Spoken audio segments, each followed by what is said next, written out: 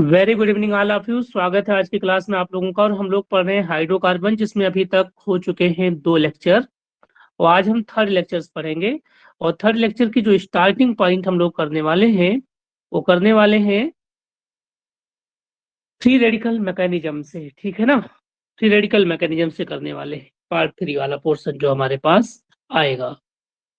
तो अब देखते हैं कि फ्री रेडिकल मैकेनिज्म में हम क्या क्या चीजें करेंगे, क्या स्पेशल चीजें क्या क्या सीखेंगे। ठीक है ना,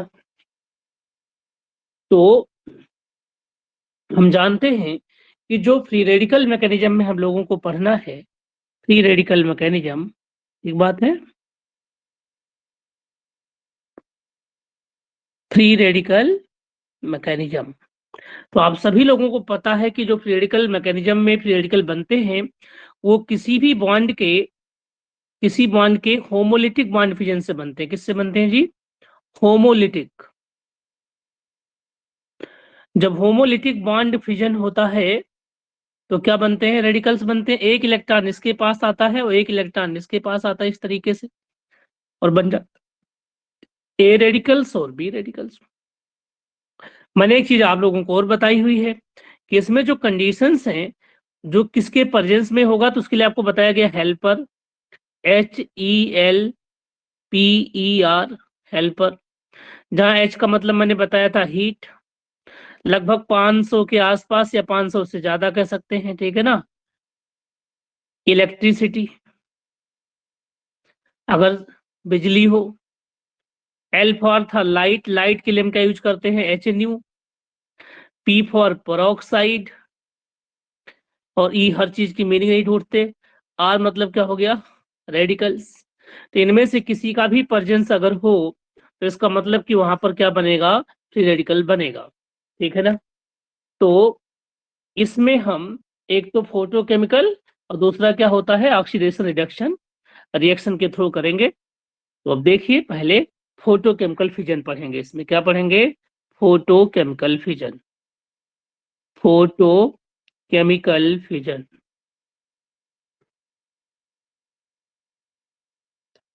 जो फोटोकेमिकल फिजन है इसको हम लोगों को पढ़ना है। यहाँ तक कोई डाउट परेशानी तो नहीं है? हेलो, ये नो ट्रिक्स सर। के लेक्चर्स, इस ट्रिक्स के लेक्चर ऑलरेडी मैंने बता दिया है आप लोगों को। ठीक है ना। जैसे इसमें देखिए, अगर आपके पास कोई क्लोरीन गैस हो, क्लोरीन गैस ग्रीन कलर की होती है, ये क्लोरीन गैस है, और अगर मैंने इसमें सनलाइट डाल दिया तो सनलाइट के प्रेजेंस में एक इलेक्ट्रॉन इसको मिलेगा और एक इलेक्ट्रॉन इसको मिलेगा फिश हुक्ड एरो से। तो यहाँ पे Cl पे एक रेडिकल आ जाएगा और दूसरा रेडिकल फिर से, तो Cl फिर रेडिकल बन गया।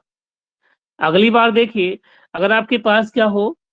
CH3 हो, CO हो और CH3 हो, और फिर से आपने क्या ले लिया? HNU ले लिया, तो इस बॉन्ड से भी बॉन्ड फिजन हो सकता है। एक यहाँ पर आ जाए और एक यहाँ पर आ जाए, तो बनेगा क्या?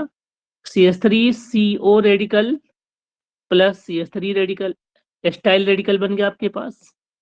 और यहां से जब ये डिकम्पोज होता है, ठीक है ना, तो एक इलेक्ट्रॉन यहाँ पे और एक इलेक्ट्रॉन यहाँ पे, तो बनता है फिर से क्या? CH3 radical plus CO molecule. इस तरीके के स्ट्रक्चर्स क्या होते हैं? बनते हैं। इस तरीके के इंटरमीडिएट बनते हैं। तो कार्बन फ्री रेडिकल एक इंटरमीडिएट है। ये तो बहुत बेसिक सी बात है, सबको समझ में आई होगी, है ना।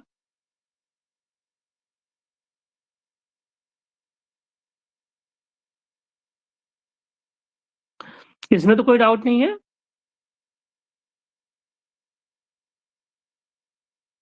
आगे बढ़े। No no. Sir. Yes sir. White पे सबको दिख रहा है।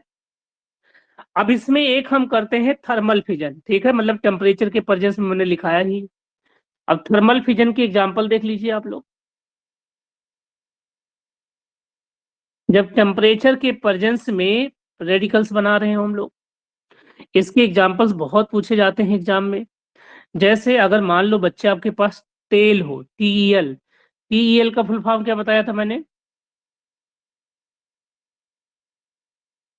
टेट्राएथिलेट। टेट्राइथाइल लेड का जो है शॉर्ट फॉर्म में TEL बोलते हैं। एक एंटी नॉकिंग एजेंट है। क्या बताया था बेटा? Yes sir. Anti anti knocking knocking agent agent. है। Yes sir. Anti knocking agent है। इसको जब गर्म करते हैं, मतलब कि इसको जब हीट करते हैं, तो बनता क्या है, लेड मेटल तो आपका अलग हो जाता है और 4 इथाइल रेडिकल बनते हैं, 4 C2H5 रेडिकल्स बन जाते हैं। इस तरीके से होता है कुछ, है ना? इस तरीके से होता है आपका, ठीक बात है? यहाँ तक कोई डाउट परेशानी नहीं होनी चाहिए। बताइए किसी को तकलीफ हो तो।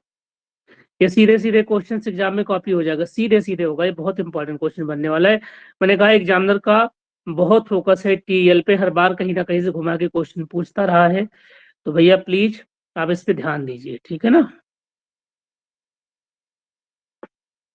हेलो, एक और Yes, sir. क्वेश्चन, एजोमीथेन, एजोमीथेन समझते हैं? CH3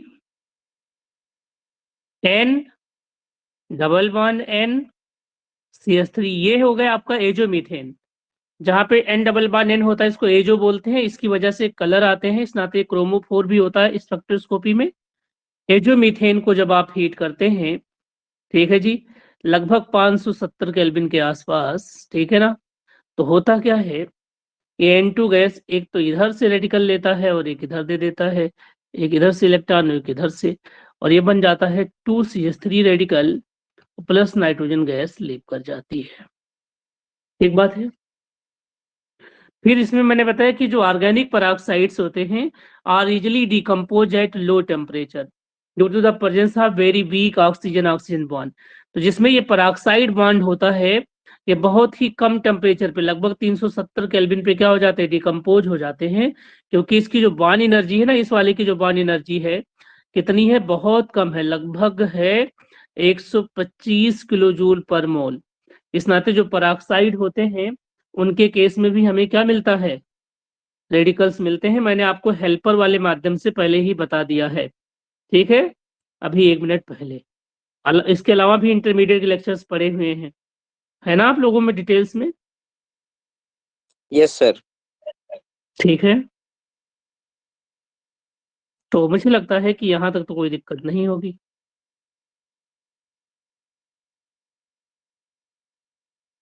आगे बढ़े बच्चे। Yes, sir. ये बताओ व्हाइट पे ही पढ़ाऊं या ब्लैक पे पढ़ाऊं? व्हाइट पे ठीक है सर सही है, व्हाइट भी सही है सर। ठीक है, अगला देखो बच्चे, जो ऑर्गेनिक पेरोक्साइड, मैंने ट्रिक तो सारा बता दिया लेकिन लिख रहा हूं फिर भी, है ना, कि आपको डिटेल में पता लग जाए। जो ऑर्गेनिक पेरोक्साइड है, ठीक है, are easily decompose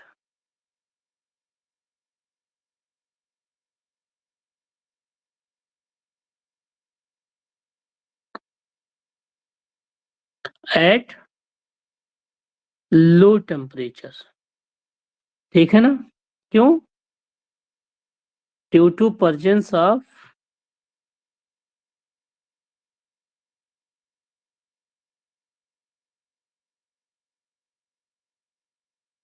that linkage. इसकी बॉन्ड एनर्जी कितनी थी? 125 kilo joule per mole. Very kilo good, joule per mole. ठीक बात है। चलिए अब आगे देखिए, जैसे मान लो तुम्हारे पास बेंजोइल पेरोक्साइड हो, जैसे C6, है ना, C6H5CO,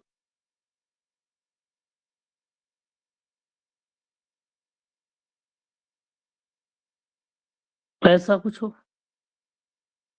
आप इसे हीट कर दीजिए।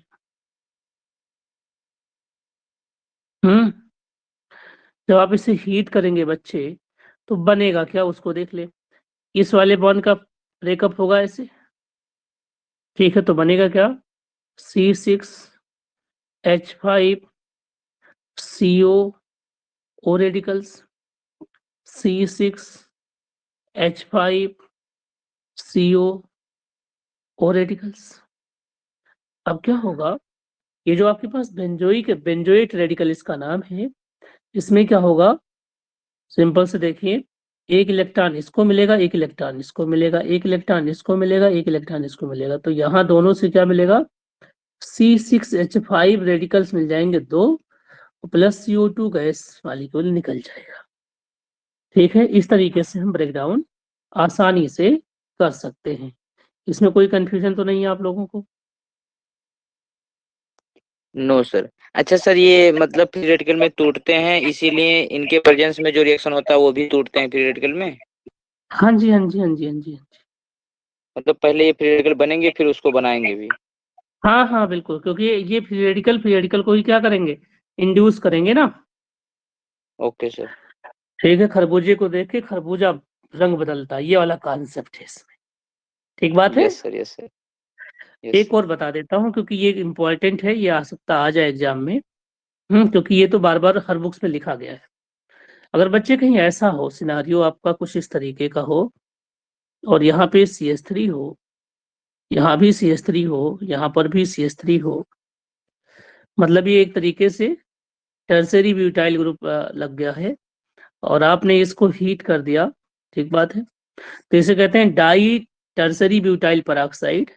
तो ये वाला इलेक्ट्रॉन यहाँ पर, ये वाला इलेक्ट्रॉन से यहाँ पर आ जाएगा। ठीक है, बनेगा क्या, CCH3 CCH3 CCH3 और रेडिकल्स हो गया, इसके 2 मॉलिक्यूल बनेंगे। बाद में क्या होगा उसे देखिए, ये जो आपके पास होगा ना, यहाँ का इलेक्ट्रॉन्स यहाँ पर आएगा और ये फ्री हो जाएगा। तो इससे बनेंगे क्या, CH3CO एसीटोन बन जाएगा और प्लस 2 जो है CH3 रेडिकल बन जाएंगे। ये बहुत इंपॉर्टेंट एग्जाम पॉइंट आप पूछे।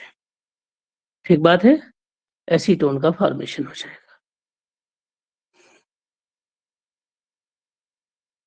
यहाँ तक कोई कंफ्यूजन परेशानी नहीं हो गई? आगे बढ़े। Yes sir.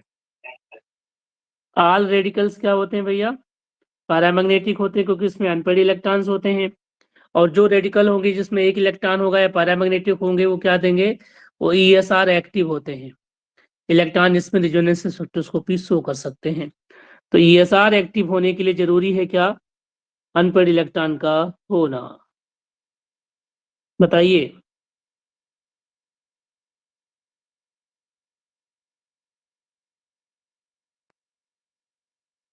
अब आइए दूसरे कॉन्सेप्ट पर, और ये कॉन्सेप्ट बहुत इंपॉर्टेंट है, जिसको बोलते हैं ऑक्सीडेशन रिडक्शन। क्या बोलते हैं, oxidation reduction.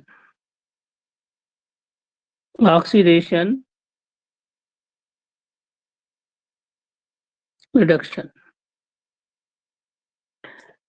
These reactions include oxidation reduction by inorganic ions, जिनमें से मेटल्स हो सकते हैं, और इलेक्ट्रोलिसिस जिसमें से सिंगल इलेक्ट्रॉन ट्रांसफर हो रहे हों।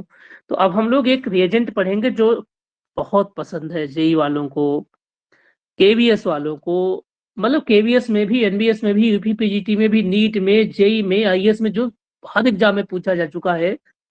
मेरे कम से कम 11-12 एग्जाम में तो मेरे में पूछा गया, मुझे याद है। लगभग हर गवर्नमेंट जॉब में आया जिसमें हमारा सिलेक्शन हुआ उसमें ये क्वेश्चंस आया हुआ है। तो आप लोगों में भी आएगा, ऐसा कुछ नहीं है कि एक बार पूछ लिया गया तो नहीं आएगा, बहुत रिपीटेशन होता है केमिस्ट्री में। उस रिएजेंट का नाम है फेंटोन रिएजेंट। मैंने जहां जहां भी पढ़ाया होगा उन बच्चों के इसमें नोट में जरूर ये डालता हूं मैं, फेंटोन्स रिएजेंट वो आ गया है ना। ये जो फेंटोन्स रिएजेंट है ये होता एक्चुअली में क्या है, ये होता है आपका FeSO4 plus FeSO4 plus H2O2। इस मिक्सचर को क्या बोलते हैं, फेंटोन रिएजेंट के नाम से जानते हैं, है ना। इसमें होता क्या है उसे देख लीजिए, इसकी फंक्शनिंग बाद में सीखेंगे अल्कोहल में अच्छी तरीके से। ये रिएजेंट, जैसे मैंने आदम कैटालिस्ट पूछा था ना, Pt प्लस O2 बताया था कि आप बताइए क्या होगा। तो देखो इधर, अगर आपने H2O2 ले लिया तो ये क्या करेगा, आयरन का ऑक्सीडेशन करेगा +2 से किस में, +3 में, है ना। और खुद क्या हो जाएगा, OH रेडिकल और प्लस OH में हाइड्रोक्सोनियम आयन बन जाएगा, हाइड्रोक्सिल बन जाएगा, ऐसा बन जाएगा। तो ये आपके पास सिंगल इलेक्ट्रॉन ट्रांसफर रिएक्शन है, इस नाते इसको SET भी बोलते हैं, सिंगल इलेक्ट्रॉन ट्रांसफर। ठीक है जी। सिमिलरली हम कोल्बे इलेक्ट्रोलिसिस भी पढ़ेंगे। क्या पढ़ेंगे? कोल्बे इलेक्ट्रोलिसिस भी पढ़ेंगे। उसको भी थोड़ी देर के बाद कोल्बे इलेक्ट्रोलिसिस को बहुत डिटेल्स में हम लोग पढ़ने वाले हैं, है ना। वो भी इसी का एक पार्ट। अब उस रिएक्शन को पढ़ लें जो BSc में और हर एग्जाम में बार बार आता है। हम जानते हैं कि जो फ्री रेडिकल्स होते हैं उसका जो मैकेनिज्म होता है फ्री रेडिकल प्रोसेस का, वो मैकेनिज्म बहुत इंपॉर्टेंट है ना। अब देखिए, जो फ्री रेडिकल मैकेनिज्म है वो बहुत इंपॉर्टेंट है। ठीक है जी, फ्री रेडिकल मैकेनिज्म अब कैसे होगा?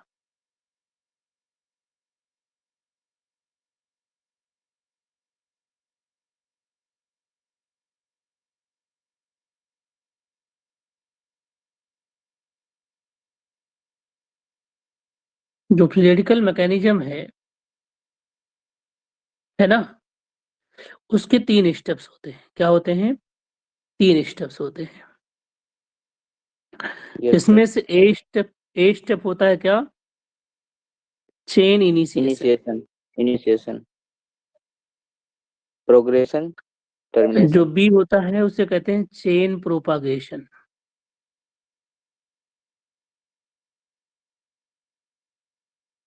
जो सी स्टेप होता है उसको बोलते हैं चेन टर्मिनेशन,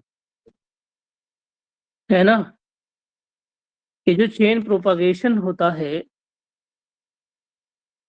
अगर हम इसको समझें तो प्रोपागेशन तीन तरीके से हो सकता है।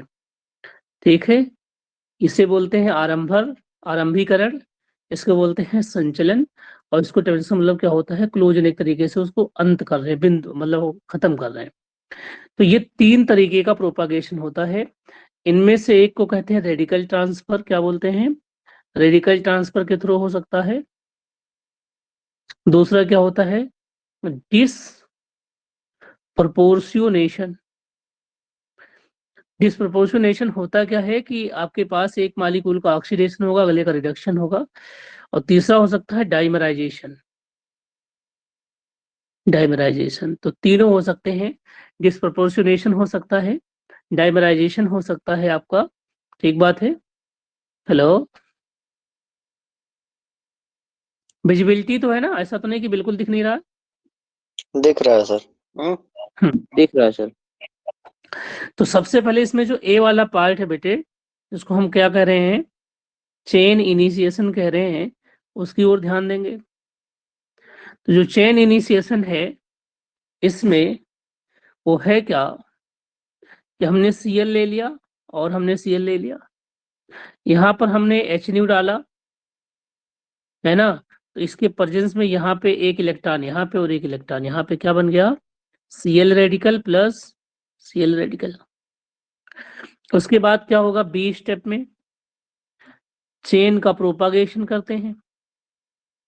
जब चेन प्रोपागेशन पढ़ेंगे तो इसमें सबसे पहले क्या देख रहे हैं कि जो हमारे पास एल्केन ले रहे हैं, इस मामले में इथेन ले लिया, है ना। ये इस रेडिकल के साथ कंबाइन होगा, तो होगा क्या? सिंपली बन जाएगा CH3 CH2 रेडिकल और प्लस HCl। दूसरे स्टेप में क्या होगा? दूसरे स्टेप में क्या होगा? जो इथेन मॉलिक्यूल होगा हमारा, वो फिर से बना लेगा क्या? CH3 CH2Cl plus H radical. इस वाले स्टेप को बोलते हैं रेडिकल ट्रांसफर। क्या बोलते हैं जी? Radical transfer. एक रेडिकल से दूसरा रेडिकल ट्रांसफर कर दिया, है ना। अब अगला स्टेप देखिए, इसमें जो 4th स्टेप होगा उसमें जो इथाइल रेडिकल बना था दूसरे इथाइल रेडिकल के साथ कंबाइन होगा तो ब्यूटाइल बना लेगा, है ना। क्या बनाएगा? ब्यूटाइल। CH3 CH2 CH2 और CH3 इस तरीके से बन जाएगा। इसको बोलते हैं कौन सा? डाइमर बन गया ना। तो डाइमराइजेशन हो गया, डाइमराइजेशन। और देखिए जो 5वां स्टेप है उसमें क्या होगा, जो CH3 है और CH2 ये रेडिकल है दूसरा, और दूसरे में क्या है, CH2 है, CH3 एक रेडिकल ये है, इनसे क्या होगा, इथेन बनेगा और प्लस अल्कीन बन सकता है। तो इसमें क्या होगा, अगर ध्यान से देखें तो ये वाले मॉलिक्यूल का इसमें क्या हुआ है, इससे हाइड्रोजन कम हुआ है या ज्यादा हुआ है, ये बताओ। इस मॉलिक्यूल का इसमें कन्वर्जन जब हुआ तो हाइड्रोजन कम हुआ या ज्यादा? एक ज्यादा हुआ है। एक ज्यादा हुआ। तो हाइड्रोजन ज्यादा हुआ है ना, ऐसे कर सकते हैं, बताइए। तो हाइड्रोजन के यस जुड़ने सर। को क्या बोलेंगे, रिडक्शन कह सकते हैं। Yes sir. और इस वाले मॉलिक्यूल का क्या हुआ है, इसमें हाइड्रोजन क्या हुआ कम है, हुआ। कम हुआ। कम कम हुआ हुआ है, ऑक्सीडेशन। तो तो इसको हो ऑक्सीडेशन जाएगा ऑक्सीडेशन। और दोनों मॉलिक्यूल एक ही है कि नहीं है, बताओ। ये दोनों तो एक ही है ना। Yes sir. तो जब एक ही जैसे मॉलिक्यूल का ऑक्सीडेशन भी हो रिडक्शन भी हो तो उसको क्या बोलते हैं हम लोग, डिसप्रपोर्शनेशन। क्या बोलते हैं, डिसप्रपोर्शनेशन। एक होता है कनप्रपोर्शनेशन, जिसमें एक मॉलिक्यूल के एक एटम का ऑक्सीडेशन हो, इसका उल्टा जो होता है उसको बोलते हैं कनप्रपोर्शनेशन, इसका रिवर्स जो होता है। तो आपने देखा कि जो प्रोपागेशन था उसमें 3 प्रोसेस होते हैं, रेडिकल का ट्रांसफर होता है, डिसप्रोपोर्शनेशन होता है और डायमराइजेशन होता है। ठीक बात है। आई थिंक ये बात आपको समझ में आ गई होगी, ये भी आपको एज ए नोट मिल जाएगा। आगे देखिए लास्ट में क्या होगा, चेन का टर्मिनेशन होगा। जब चेन टर्मिनेशन होगा, जब चेन टर्मिनेशन होगा तो उसमें क्या होगा, जो भी रेडिकल लेफ्ट आउट थे, तो पहला H रेडिकल, और H रेडिकल क्या बनाएंगे जी, H2 बना लेंगे। Cl radical plus Cl radical क्या बना लेंगे, Cl2 बना लेंगे। H radical plus Cl radical क्या बना लेंगे, HCl। ये सब बाई प्रोडक्ट आपके बनते रहेंगे। तो इस तरीके से हमने रेडिकल मैकेनिज्म को अच्छी तरीके से स्टडी कर ली है। मुझे लगता है कि अब आपको ये बात समझ में आ रही होगी। अब आगे चलें क्या, या तो कोई कंफ्यूजन परेशानी किसी भी बच्चे को, विजिबिलिटी है? यस सर, यस क्लियर है सर। सर। फिर भी आप पूछ लीजिए, अभी तक कोई डाउट हो आपके जहन में, किसी भी तरीके का छोटा बड़ा सवाल हो, ठीक है।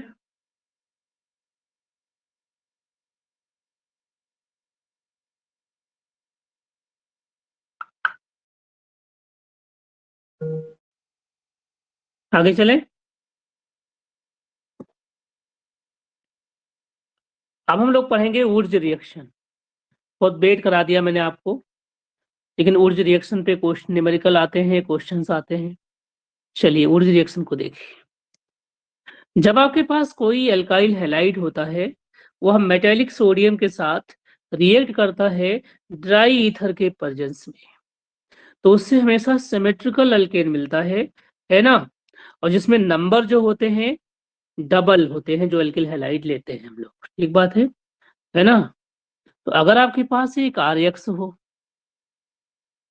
जिसमें नंबर ऑफ कार्बन कितना हो भैया, N हो, तो अगर आप RX के 2 मॉलिक्यूल ले लें, कितने मॉलिक्यूल्स, 2 मॉलिक्यूल्स, और मेटल ले लें, कौन सा, सोडियम मेटल ले लें, किसके प्रेजेंस में ले लीजिए, ड्राई ईथर के प्रेजेंस में, ठीक है। तो देखेंगे क्या होगा, यहां से सोडियम के भी 2 मोल चाहिए, तो एक अल्केन बनेगा जो कि सिमेट्रिकल होगा। सिमेट्रिकल का मतलब इवन अल्केन, कैसा होगा जी, इवन अल्केन। तो यहाँ पे नंबर ऑफ कार्बन क्या हो जाएगा, 2n होगा, जो कि इवन होगा, मतलब कि या तो 2 होगा या तो 4 होगा या तो 6 होगा या तो 8 होगा या तो 10 होगा, इस तरीके से। नेवर ऑड नहीं होगा कभी, बताइए।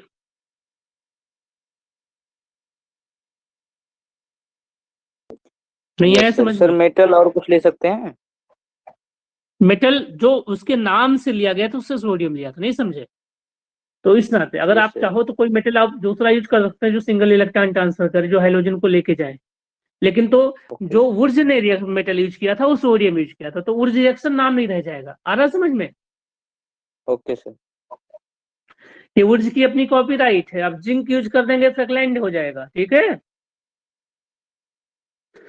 Yes, sir. हेलो, जो तुम्हारा आप Yes. एग्जाम में अगर ऑप्शन आता है मैकेनिज्म, तो मैकेनिज्म सेम तरीके का होगा। मेटल हमने कोई दूसरा लगा दिया इस तरीके का, ठीक है, ज्यादा चेंज नहीं होगा। और सबसे Sir, कंडीशन dry वो ether सिंगल का क्या इलेक्ट्रॉन। यूज है यहाँ? ड्राई ईथर सॉल्वेंट है बच्चे, सॉल्वेंट। ये सॉल्वेंट है ना? Yes, sir. हाँ, ये इन दोनों को अप्रोक्सीमिटी में लेके आएगा। और ड्राई ईथर ना होगा, अगर पानी वाला ईथर होगा तो सोडियम आग लगा दे। Hello, Yes, sir. Yes, sir. तो इसका जो लिमिटेशन है ना, तो अगर हम सेम तरीके का आरएक्स यूज करें, सेम तक दोनों सेम हो, तो आप अनसिमेट्रिकल एल्केन कभी बना नहीं सकते हैं। लेकिन अगर हम डिफरेंट एल्किल हैलाइड यूज करें, है ना, तो mixture of alkanes and alkene obtained होता है। क्या मिलेगा? Mixture of alkane and alkenes मिलेगा। जैसे अगर मैंने CH3Br ले लिया के 2 मॉलिक्यूल ले लिया, सोडियम ले लिया, और इसको हमने डाई ईथर के प्रेजेंट रिएक्शन कराया, तो बन जाएगा क्या? CH3 प्लस 2 NaBr मिल जाएगा, है ना। तो यहाँ पर अगर एक कार्बन है तो इधर कितना मिलेगा? 2 मिलेगा।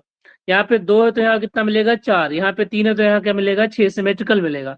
लेकिन वो लोग जो इसका लिमिटेशन है वो ये है कि अगर आपने यहाँ पे R1 ले लिया X प्लस R2X ले लिया, है ना, 2 Na के साथ, और ड्राई ईथर ले लिया, तो प्रॉब्लम्स क्या आएगी?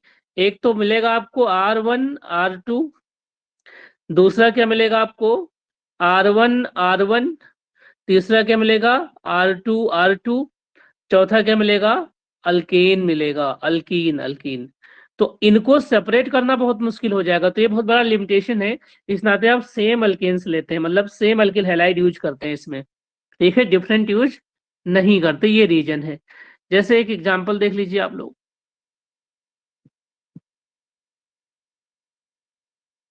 हेलो,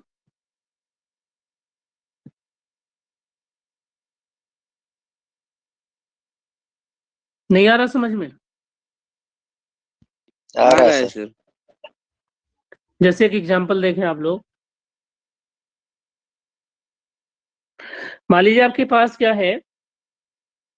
CH3Br है। तो ये यहाँ पे CH3Br में क्या है? CH3 है R की जगह पे, प्लस हमने 2 Na ले लिया, प्लस ले लिया क्या? Ethyl bromide. तो अब यहाँ पे अगर हमने ड्राई ईथर ले लिया, तो ड्राई ईथर में क्या क्या चांस है कि ये CH3 खुद से जुड़े, तो एक तो इथेन बनेगा। दूसरा क्या चांस है कि ये इथेन खुद से जुड़े इथाइल, तो क्या बनेगा? C2H5 मतलब ब्यूटेन। ब्यूटेन बन जाएगा। तीसरा ऑप्शन क्या है इसमें? इथीन बन प्रोपेन। जाए, CH2 डबल बॉन्ड CH2 बन जाए, ये तो बनेगा। तीसरा ऑप्शन है कि इसमें प्रोपेन बन जाए, CH3 C2H5 और 2 NaBr। तो इनको सेपरेट करना, सेपरेशन क्या है? टफ है। इनका जो सेपरेशन होगा वो क्या होगा? टफ है। इस नाते हम इन दोनों को सेम लेते हैं, अलग अलग नहीं लेते हैं। अब रीजन समझ में आ गया? बता पाओगे? Yes sir. सर इथिन कैसे? इथीन कैसे? इथीन कैसे बनता हो बताओ? Yes sir. वो भी बता दूंगा। थ्योरेटिकल मैकेनिज्म होगा। तो मान लो ये आपके पास C2H5 बना, CH3 CH2 NaBr रेडिकल और निकलेगा सर? नो CH3 ये हो गया आपका। तो अब दोबारा यहाँ से रेडिकल बनेगा और ये रेडिकल दोनों कंबाइन हो जाएंगे। ये है यस सर। मैकेनिज्म ओके बता सर। रहा हूँ। Okay. Yes sir. Mechanism yes sir. बताने जा रहा हूँ लोग। मैकेनिज्म भी बता दूं, नहीं कहोगे मैकेनिज्म नहीं बताया सर ने। हम्म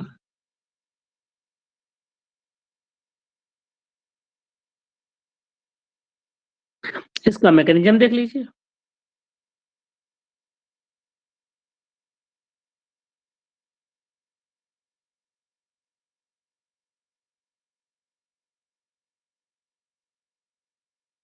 सबसे पहले होता है इसमें जो Na मेटल होता है वो एज ए रेडिकल करता है। तो जो Na होता है वो एसिटी के थ्रू सिंगल इलेक्ट्रॉन ट्रांसफर करेगा, Na रेडिकल बनेगा प्लस इलेक्ट्रॉन्स। सॉरी ऐसे नहीं। जो आपके पास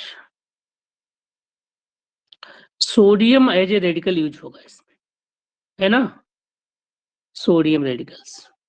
तो जो आपके पास सोडियम रेडिकल है वो C2H5 Br से रिएक्शन करेगा और C2H5 रेडिकल दे देगा प्लस NaBr। ठीक है, अब दूसरी बार जो Na रेडिकल होगा वो CH3Br के दूसरे मॉलिक्यूल से रिएक्शन करेगा और CH3 रेडिकल दे देगा प्लस NaBr। इसको बोलते हैं रेडिकल ट्रांसफर। एक रेडिकल ने दूसरे रेडिकल को ट्रांसफर कर दिया, रेडिकल ट्रांसफर हो गया रिएक्शंस में। ठीक है, उसके बाद ये जो CH3 रेडिकल बना है और जो इथाइल रेडिकल बना है आपका, ये दोनों कंबाइन हो गए क्या देंगे, प्रोपेन दे देंगे।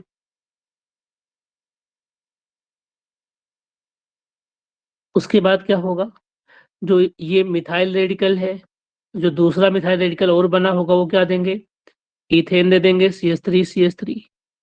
अगला क्या है, जो C2H5 रेडिकल है प्लस जो C2H5 रेडिकल है क्या दे देंगे जी, इनसे क्या क्या बनेगा उसकी ओर हम फोकस कर लेते हैं। एक तो अगर इसमें डिस्प्रपोर्शनेशन हुआ है ना, तो एक तो बन जाएगा C2H6 प्लस एक बन जाएगा क्या, CH2 डबल बॉन्ड CH2। ये तो मैं पहले बता चुका हूँ आपको। तो ये जब बनता है तो किसी एक से बनाओ, तो हाइड्रोजन जुड़ रहा है, हाइड्रोजन का जुड़ना क्या कहलाता है, रिडक्शन। और यहाँ हाइड्रोजन कम हो रहा है तो ऑक्सीडेशन। आ रहा है समझ में? अगर ये डायमराइज हो जाएंगे तो ब्यूटेन बन जाएगा। ठीक बात है? Hello, yes sir. आ रहा है अरविंद समझ में मैकेनिज्म सारा? Yes sir. हाँ बेटा। सर सोडियम पर रेडिकल कैसे आएगा? अब सोडियम रेडिकल जो होता है, ध्यान से सुनो, सोडियम जो आपके पास मेटल है, एक तो खुद इलेक्ट्रॉन दे सकता है ना। जो मेडिकल हो, जो भी मेटल्स होते हैं रेडिकल इनिशिएटर के रूप में काम भी करते हैं, है ना। तो एक तो ये हो सकता है कि जो आपके पास सॉल्वेंट है उसके पास भी क्या है, लोन पेयर ऑफ इलेक्ट्रॉन्स है। तो अपने जो आपने ईथर्स लिया है वहां से इलेक्ट्रॉन ट्रांसफर हो जाता है थोड़ी टाइम के लिए, और फिर ये आपका सोडियम रिएक्ट कर जाता है दूसरे से। ये है इसका। ईथर से एक इलेक्ट्रॉन ले लेता है। ईथर से इलेक्ट्रॉन्स ले सकता है और साथ में इस बॉन्ड से भी इलेक्ट्रॉन ले सकते हो। ईथर से इलेक्ट्रॉन लेके थोड़ी देर के लिए बनेगा आपका रेडिकल, मेटल रेडिकल, और मेटल रेडिकल इलेक्ट्रॉन इसको दे देगा। ठीक है, एक कॉन्सेप्ट ये है। दूसरा कॉन्सेप्ट तो बस सिंपल ये भी बता सकते हैं कि Na ने जो अपना इलेक्ट्रॉन दिया है ना, वो इलेक्ट्रॉन एज ये क्या हो जाएगा, रेडिकल इस बॉन्ड को ब्रेक कर सकता है। ओके, कि Br अपना इलेक्ट्रॉन लेके चला जाए, Br में NaBr आयनिक होगा। NaBr तो आयनिक होगा ही। एक मैकेनिज्म ऐसा होगा कि Na ने अपना इलेक्ट्रॉन दिया, Na प्लस बनाया, ठीक है, और ये जो इलेक्ट्रॉन था ये C2H5 Br से जुड़ गया, जिसमें Br अपना इलेक्ट्रॉन लेके चला गया तो बन गया क्या, Br माइनस। ये Br माइनस से रिएक्शन कर लिया और ये जो इलेक्ट्रॉन था इसके पास आ गया, तो इलेक्ट्रॉन जा चुका है तो एक इलेक्ट्रॉन आएगा तो रेडिकल ही तो बनेगा। ये एक कॉन्सेप्ट है। ठीक है, इनका जो मिला जुला रूप है वो ये इस फॉर्मेट में आता है। Hello,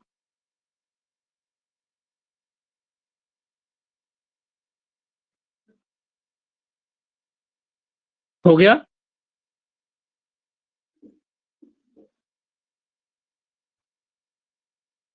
yes sir. अब आगे देखो, एक और रिएक्शन इसी का होता है, उसको फिटिक रिएक्शन कहते हैं। क्या कहते हैं, फिटिक रिएक्शन। Yes sir. फिर ऊर्ज फिटिक भी पढ़ेंगे। फिटिक रिएक्शन में क्या कहते हैं कि जब आपके पास हेलोअरीन्स हो, मतलब बेंजीन वाले डेरिवेटिव्स हो इस तरीके के, है ना बेटा, इनके आप यस दो सर। मालिक्यूल ले लीजिए और सोडियम ले लीजिए। क्या ले लीजिए, सोडियम के 2 मोल। तो क्या होंगे, ड्राई ईथर के प्रेजेंस में ये दोनों जुड़ जाएंगे।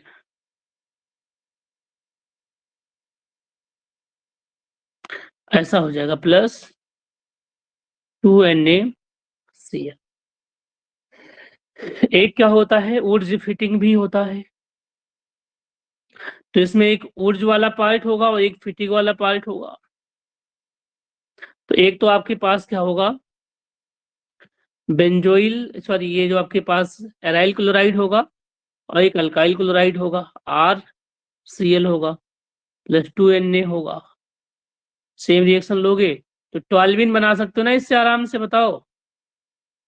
टॉल्विन बना सकते हैं आप लोग, ठीक बात है। अब इसमें क्या होता है, इस वाले में अगर हमें समझना हो तो इसमें प्रोडक्ट आपको बताना पड़ेगा क्या क्या बनेगा। जैसे अगर मैंने ले लिया, मान लो कि हमने ले लिया, सॉरी ये ले लिया,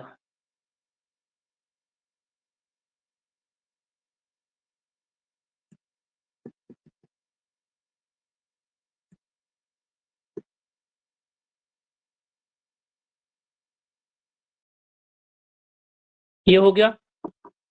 और एक मालिक्यूल आप ले लीजिए भैया, 2 मालिक्यूल Na ले लीजिए और प्लस कितने तरीके के प्रोडक्ट बनेंगे बताइए।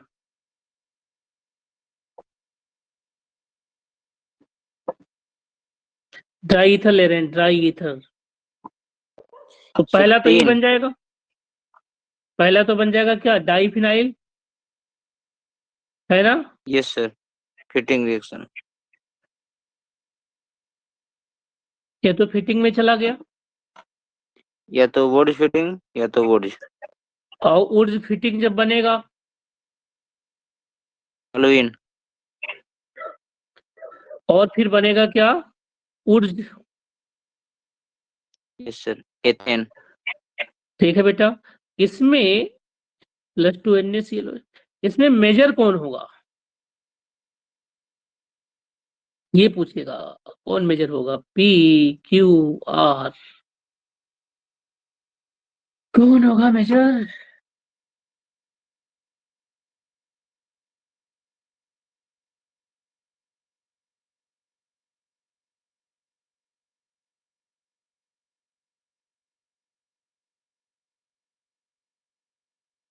बता दो भैया, ऐसे क्वेश्चन पूछ लेगा इंटरव्यू में। कौन बनेगा भैया, रिएक्शंस में ये मेजर होगा और ये दोनों क्या होंगे, माइनर हो, क्योंकि रिएक्शन तो यही वाला चल रहा है ना, बताइए। Yes sir. Would fitting. ऐसे ऐसे क्वेश्चंस एग्जाम में पूछ लिए जाते हैं भैया। तो सर ये रिएक्शन चल रहा है इसलिए ये मतलब मेजर होगा या फिर वैसे ही मेजर होता है? वैसे भी क्योंकि इसके चांस ज्यादा है ना बेटे, क्लियर है। Okay sir. जो सिचुएशन दिया गया क्यों उसके चांस हिसाब ज्यादा से, है? हाँ, क्योंकि और तो मेन रिएक्शन ये है ना इस नाते, क्लियर है। Yes sir. और तो साइड प्रोडक्ट हो जाएंगे। एक रिएक्शन और होता है इसमें, उल्मान कपलिंग कहते हैं, क्या कहते हैं, उल्मान कपलिंग, पढ़ा होगा आपने।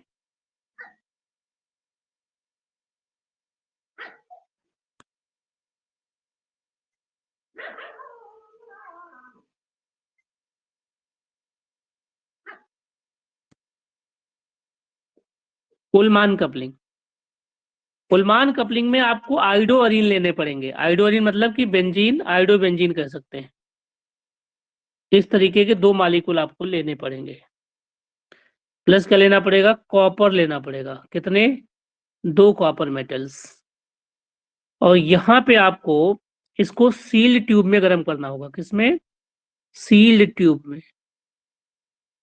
जब सील्ड ट्यूब में गर्म करोगे तो पीरियडिकल मैकेनिज्म, इसमें जहां भी मेटल आएगा जनरली पीरियडिकल है, तो ये दोनों जो बेंजीन है ना, ये आपस में क्या हो जाएंगे, जुड़ जाएंगे, उल्मान कपलिंग हो जाएगी, ठीक है। और प्लस क्या बनेगा, CuI बनेगा, 2 मॉलिक्यूल्स। इसको उल्मान कपलिंग कहते हैं। डाईफिनाइल बनेगा, क्या बनेगा, डाईफिनाइल। तीसरा क्या इसमें इंपॉर्टेंट है, तीसरा हमारे पास एक और है, फ्रैंकलैंड। Frankland reaction. फ्रैंकलाइन को कहते हैं क्या? Father of main group organometallic, है ना? तो ध्यान से सुनो, इनका रिएजेंट भी ये कहते हैं, अगर आपके पास अल्किल आयोडाइड हो प्लस जिंक हो प्लस अल्किल आयोडाइड हो तो क्या बनेगा? आर बनेगा प्लस जिंक आयोडाइड बनेगा, इस तरीके से। ठीक है, ये हो गया आपका रिएक्शंस। अब आते हैं इसका एक और इम्पोर्टेंट रिएक्शन पढ़ते हैं।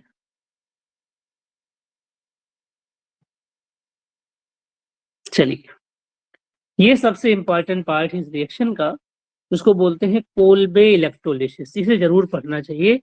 देखिए, ये इस रिएक्शन का सबसे, इस पूरे चैप्टर का सबसे इम्पोर्टेंट पार्ट है मेरे पॉइंट ऑफ व्यू से, है ना? अलग लोगों को अलग मानना हो सकता है, मैं इसी को पढ़ाता हूँ सबसे ज्यादा इस चैप्टर से। कोल्बे इलेक्ट्रोलिसिस पूरी फोकस करिए है, जहां जहां क्वेश्चन में आपको डाउट लगे आप पूछिए, ठीक है ना? कोल्बेज इलेक्ट्रोलिसिस,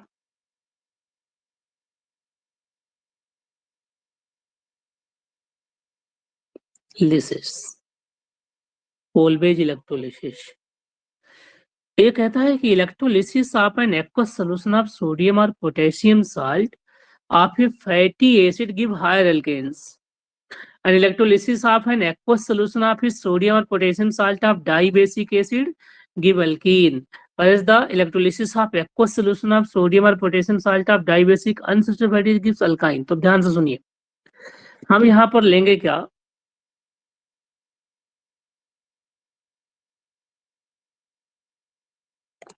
इस तरीके का एक ऑपरेटर्स यूज करने वाले हैं, ठीक बात है, जिसमें हम लोग एक तो रखेंगे क्या? ये वाला मेटेलिक इलेक्ट्रोड, और एक तो रखेंगे हम लोग ये वाला मेटेलिक इलेक्ट्रोड। इन दोनों में एक प्लस होगा और कोई एक माइनस होगा। मान लीजिए ये माइनस है, मान लीजिए प्लस है, ठीक बात है। इसके अंदर क्या होंगे? दो तरीके के आयंस होंगे, प्लस और माइनस आयंस, है ना? प्लस जाएगा माइनस की ओर, माइनस जाएगा प्लस की ओर। यहाँ माइनस वाले को कैथोड बोलेंगे और प्लस वाले को क्या बोलेंगे? एनोड बोलेंगे। कैथोड पे ऑलवेज क्या होता है? रिडक्शन। क्या होता है जी? रिडक्शन। एनोड पर ऑलवेज क्या होता है जी? ऑक्सीडेशन। अब ये कह रहा है कि आप अगर सोडियम साल्ट ले लेते हैं, किसके? सोडियम साल्ट, ठीक है? तो सोडियम और पोटेशियम, सोडियम और potassium salt of fatty acid,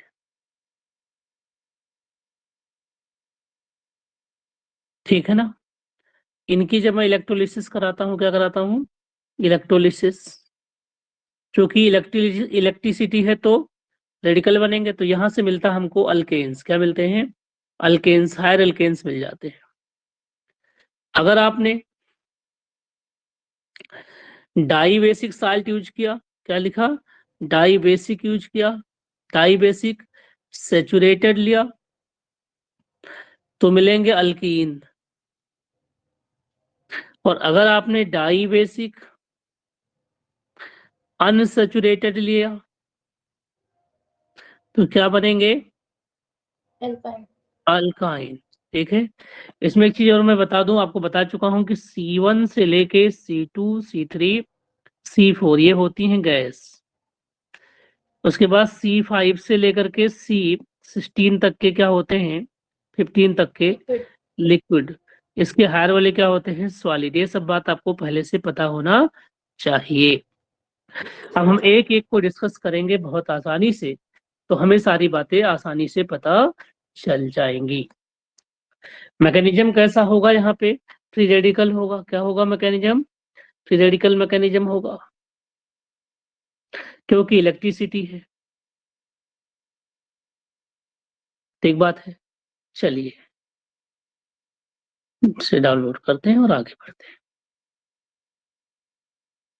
सबसे पहले मैं आपको सिखाने जा रहा हूं कि अगर हमारे पास ये है कोई साल्ट ऑफ अल्काइल है, इसके अगर हमने 2 मॉलिक्यूल ले लिए और हमने इसकी इलेक्ट्रोलिसिस कर दी। क्या कर दी? इलेक्ट्रोलिसिस। ठीक है ना? तो क्या बनेगा? 2CH3 okay sir, R3O minus और Na2 प्लस। ठीक बात है। ऐसा कर सकते हैं, या सिंपली मैं पहले प्रोडक्ट बना दूं, बाद में सबको समझाऊं कि क्या बनेगा।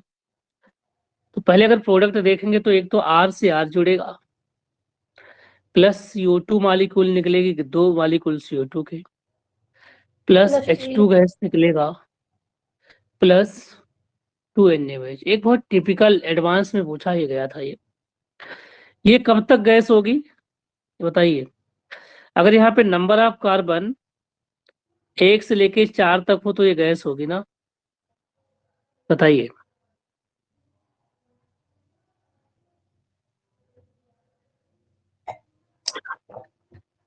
मतलब अगर इसमें 1 कार्बन होगी तो ये इथेन बनेगा, इसमें 2 कार्बन होगी तो ये ब्यूटेन बनेगा, इसमें इसमें 3 कार्बन होगी तो ये फिर प्रोपेन वो बन जाएगा हेक्सेन। 1 कार्बन वाला क्या देगा? गैस देगा। 2 कार्बन वाला भी क्या देगा? गैस देगा। लेकिन 3 कार्बन वाला क्या दे देगा? लिक्विड, क्योंकि हेक्सेन बनेगा। ये तो ऑलवेज क्या होगा? गैस होगा। ये भी ऑलवेज क्या होगा? गैस होगा। तो 2 + 1 3 मोल गैस तो फिक्स है ना?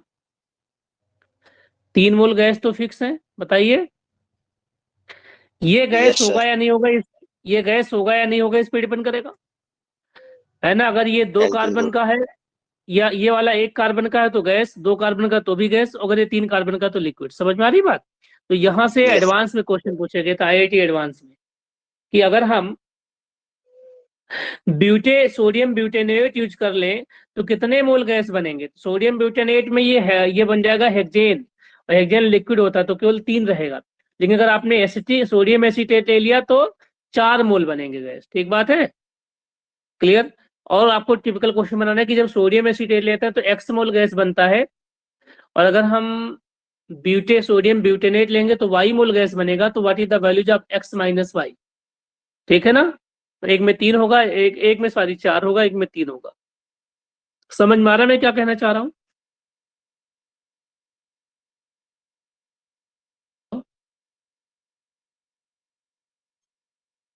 इफ R = हो गया CH3 या C2H5, then mole of gas कितना होगा बेटा? 4, है ना?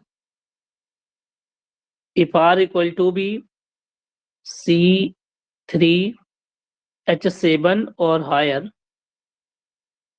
देन मोल ऑफ गैस क्या होगा? क्या हो जाएगा? 3 हो जाएगा। क्या होगा बेटा? 3। तो अब एग्जाम में से टिपिकल बना, इसको x मान सकता है और इसको क्या मान सकता है? y। x - y एक्चुअली में कितना मिलेगा? 4 - 3 = भी क्या मिलेगा? 1। यहां से भी हम लोग सॉल्व कर सकते हैं। अब आइए इसके मैकेनिज्म पार्ट को देखते हैं। किसको देखते हैं? इसके मैकेनिज्म पार्ट। और इसके मैकेनिज्म पार्ट को हम ध्यान से देखें तो सबसे पहले क्या होगा? सबसे पहले इलेक्ट्रोलिसिस होगी। इलेक्ट्रोलिसिस होगी तो इलेक्ट्रोलिसिस में टूट जाएगा, ये साल्ट हमारा जो है टूटेगा। ये प्लस पार्ट होगा, ये माइनस पार्ट होगा, ये तो होगा। तो होगा क्या? आयन बनेंगे सबसे पहले। एक पॉजिटिव आयन होगा और नेगेटिव आयन होगा। ये किसकी ओर जाएगा?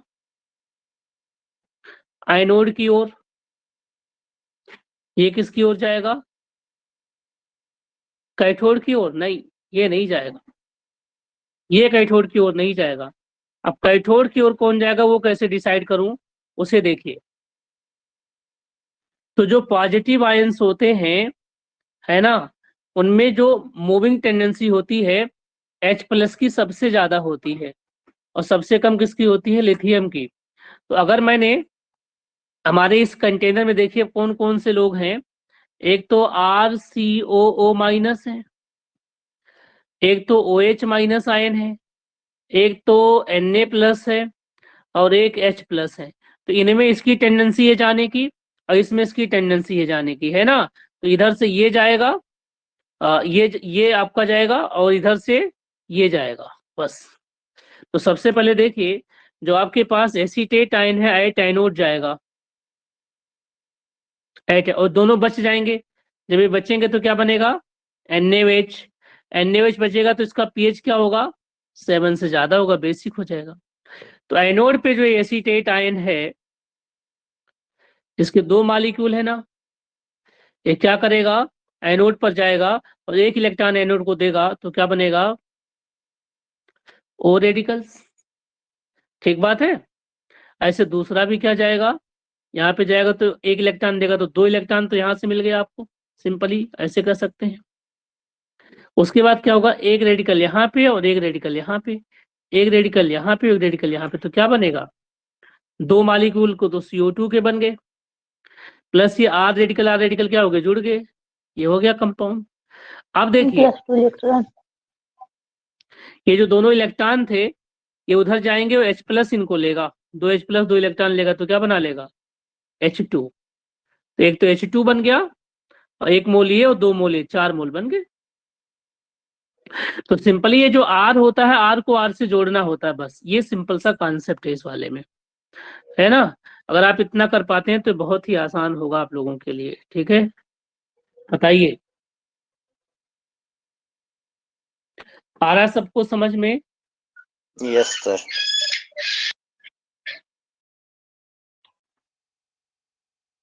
कोई डाउट?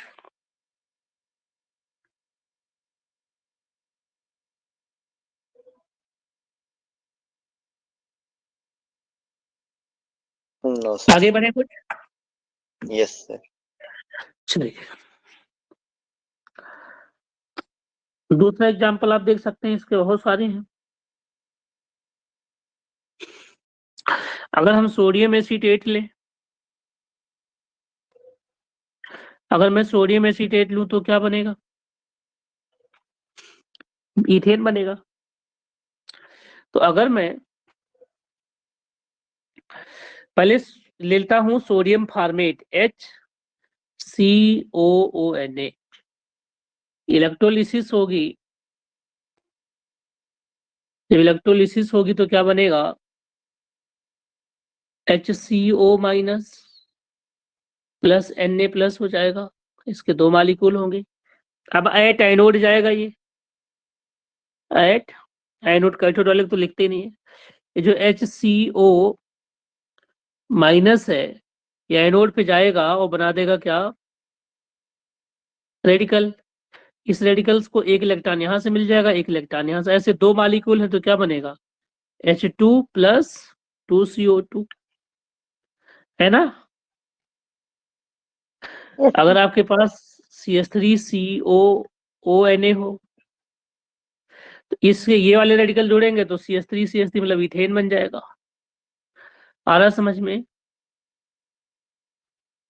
अब आइए एक डाई बेसिक यूज करते हैं। देखो इधर बच्चों, ये है CH2COONA, CH2COONA, die sodium succinic acid का साल्ट है, इसका नाम हो जाएगा डाई सोडियम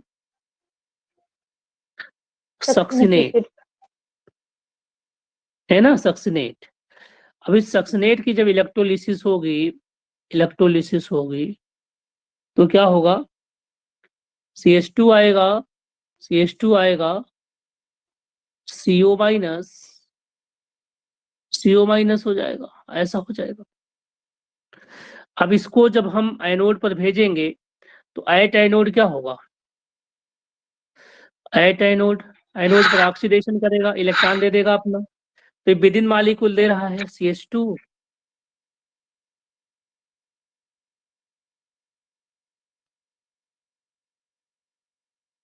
ऐसा एक इलेक्ट्रॉन यहाँ पे और एक इलेक्ट्रॉन यहाँ पे चला जाएगा, एक इलेक्ट्रॉन यहाँ पे और एक इलेक्ट्रॉन यहाँ पे। तो ये क्या होगा, यहाँ से दो तो CO2 निकल जाएंगे और ये जो रेडिकल बनेगा यहाँ बन जाएगा बॉन्ड। तो क्या बना, CH2 double bond, CH2 alkyne बन गया। अगर यहाँ पे आप कुछ लगा दोगे तो उस हिसाब से अल्कीन बनेगा। क्लियर है इतना?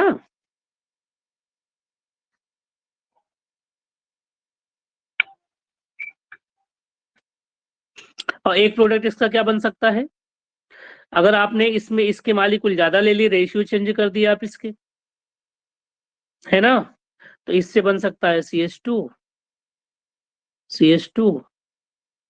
ऐसा भी साइक्लोब्यूटेन भी बन सकता है, लेकिन ये बहुत माइनर होता है, वेरी माइनर। और ये क्या होता है, मेजर यही होता है। ओके बच्चे, अगर हमने पहले से ही क्या रखा है, पहले से हमने अनसैचुरेटेड रख दिया, ऐसे रख दिया CH double bond CH CONA, तो इसकी इलेक्ट्रोलिसिस में यहाँ से तोड़ दो, बस सिंपल यहाँ से तोड़ दो, तो क्या बनेगा, CH डबल बॉन्ड तो पहले था, एक बॉन्ड और लगा दो, अल्काइन बन जाएगा, है ना। और अगर इसमें आप एक और प्रोडक्ट बनाओगे दो वाला, तो एक बन जाएगा CH double bond CH double bond CH, ये वाला, जो कि माइनर होगा। क्या होगा, माइनर होगा। हेलो, यस नहीं आ रहा सर, समझ में? आ रहा है सर। ठीक है भैया, थैंक यू सब लोगों को। तो चलो क्वेश्चन कर ही ले, कर लें। Yes sir.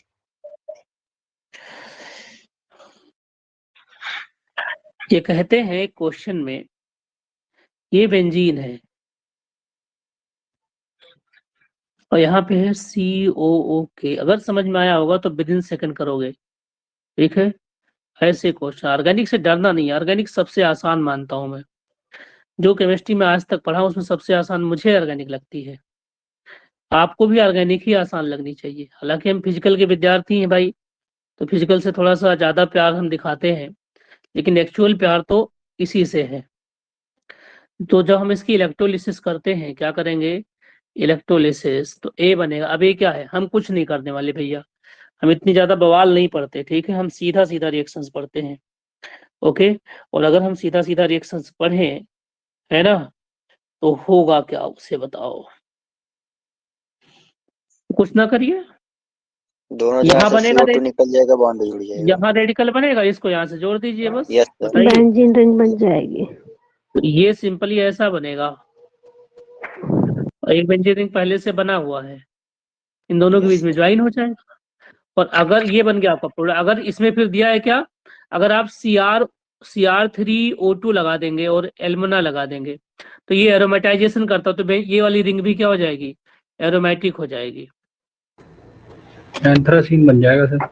एंथ्रासीन बन जाएगा, बिल्कुल सही बेटे। तो ये आपके क्वेश्चन पूछे जा सकते हैं इंटरव्यूज में और उसमें, ठीक है ना। बढ़िया क्वेश्चंस हैं, दिखने में डरावने हैं लेकिन है बहुत आसान। एक और करोगे ऐसा ही? Yes sir. चलो, यहाँ Me है, यहाँ भी Me है,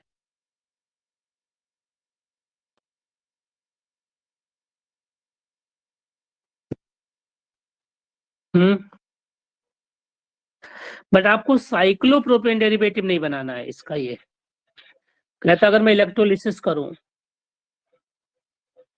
तो कुछ बनता है A, जिसका फॉर्मूला हो सकता है C5H10, नॉट साइक्लोप्रोपेन डेरिवेटिव। शर्त दे दिया है, बताइए, ये डाईमिथाइल ग्लूटेरिक एसिड है। तो सबसे पहले क्या होगा, यहाँ पे रेडिकल बनेगा भैया। तो एक तो ऑप्शन था कि आपस में जुड़ जाए, और अगर ये आपस में नहीं जुड़ेंगे, है ना, अगर ये आपस में नहीं जुड़ेंगे तो रीअरेंजमेंट होगा। क्या होगा, एक तो हो जाएगा क्या, अगर अगर ये जुड़ते तो एक तो बन जाता ऐसे सिंपली, क्यों, एल्किन बनेगा सर।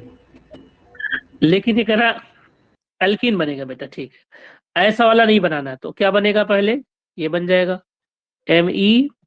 Me हो गया, ठीक है। यहाँ पे रेडिकल है और यहाँ पे रेडिकल है।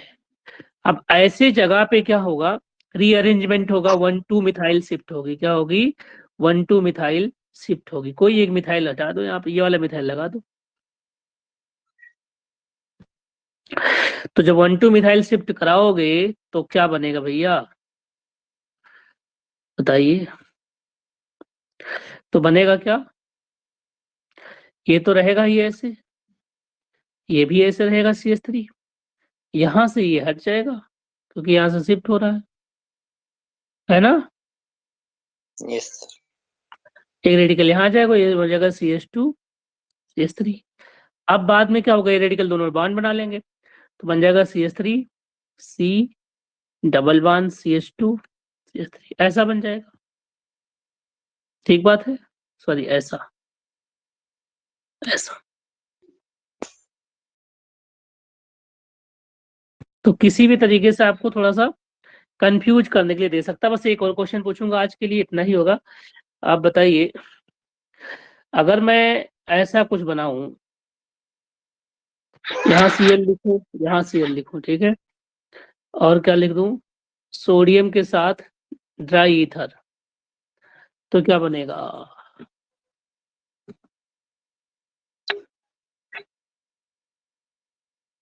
जो तो सिंपल ये जुड़ जाएंगे। दोनों क्लोरीन निकल जाएगा। इसका आईपीएसी नेम क्या होगा? Bicyclo propane 110 but butane. चलो एक क्वेश्चन कर लो न्यूमेरिकल छोटा सा।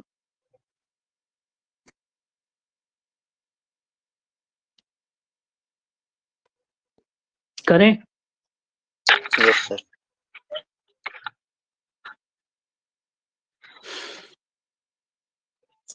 एक क्वेश्चन है कि द वॉल्यूम ऑफ गैस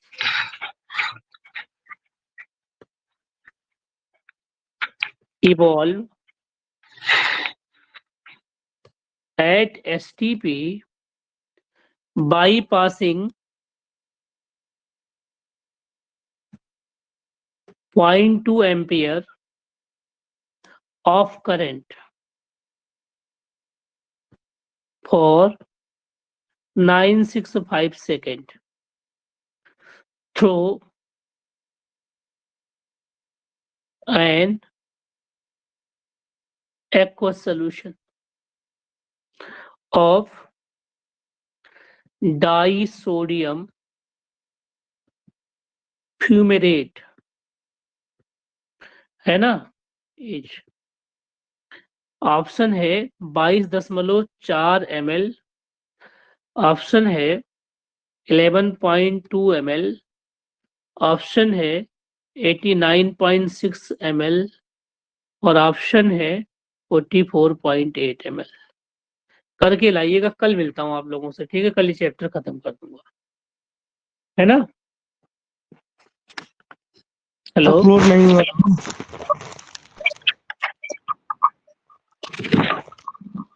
ठीक है भैया।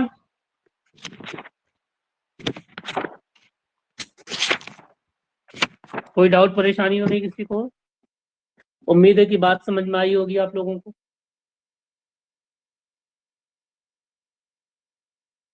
Hello, yes sir.